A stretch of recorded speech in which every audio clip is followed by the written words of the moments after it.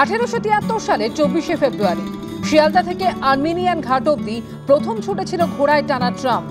তারপর আস্তে আস্তে সেই ট্রাম হয়ে উঠেছে কলকাতার অন্যতম পরিচিতি।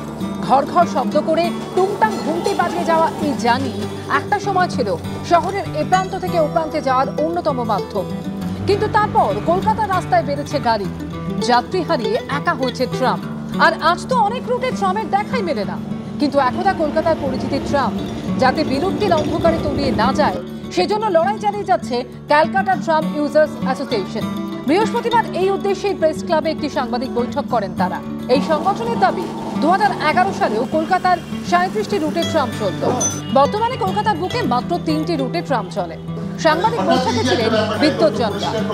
রামকৃষ্ণদেবের দেশ তো, যত মত তত পথের মতো, যত পথ তত যানবাহন। যেটা লক্ষণীয় এবং যেটা যে অ্যাওয়ারনেসটা জনগণের মধ্যে, জনসাধারণের মধ্যে এবং যারা ক্রিটিক্যাল থাকে, ক্রিটিক্যাল মাইন্ড আছে যাদের, এদের মধ্যে থাকা দরকার, সেটা হচ্ছে ট্রামটা তুলে দেওয়ার একমাত্র কারণ হচ্ছে জমিগুলোর থেকে টাকা জোগাড় করা, যেটা জোচ্চুরি। এতে দূষণ হয় না, যে ধরনের দূষণ আমরা তেল থেকে পাই, পেট্রোল থেকে পাই, সেটা হবে না।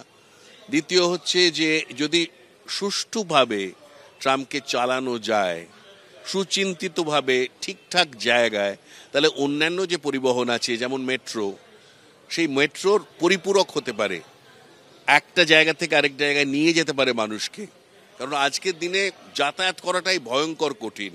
যে আমাদের ঐতিহ্যের সঙ্গে অঙ্গাঙ্গিভাবে যুক্ত ট্রাম, আমাদের শিল্প, সংস্কৃতি, চলচ্চিত্র সবের সঙ্গে যুক্ত আছে এই ট্রাম।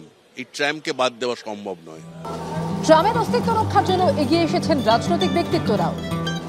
পরিবেশ বান্ধব শহর, কলকাতার মতো শহরে মাল্টি মোডাল ট্রান্সপোর্ট সিস্টেম নিয়ে আমরা গর্বিত। এদেশের যে কোনো শহরের থেকে, শহরে যত রকমের পরিবহন ব্যবস্থা আছে, কলকাতার থেকে বেশি হিস্টোরিক্যালি। রাজনৈতিক সদিচ্ছার অভাব শুধু নয়, যেভাবে চুরি, জোচ্চুরি, তোলাবাজি হচ্ছে, প্রথম এদের নজর পড়েছে সরকারের এবং পরিবহন দপ্তরের, যে ট্রামের অনেকগুলো প্রাইম ল্যান্ড আছে যেখানে ট্রাম ডিপো এই সিন্ডিকেট রাজের হাতে দিয়ে দিতে চায়। অনেকগুলো স্কুল, অনেকগুলো বসতিকে জুড়ে দিচ্ছে ট্রাম, যেখানে ট্রাম ছাড়া লোকে এক জায়গা থেকে আরেক জায়গায় ট্রান্সপোর্টেশন হতে পারে না। বিলুপ্ত প্রায় প্রাণীদের নাম থাকে রেড ডেটা বুকে।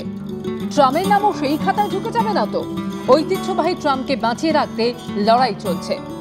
অরিত্রিক ভট্টাচার্যের রিপোর্ট, এবিপি আনন্দ।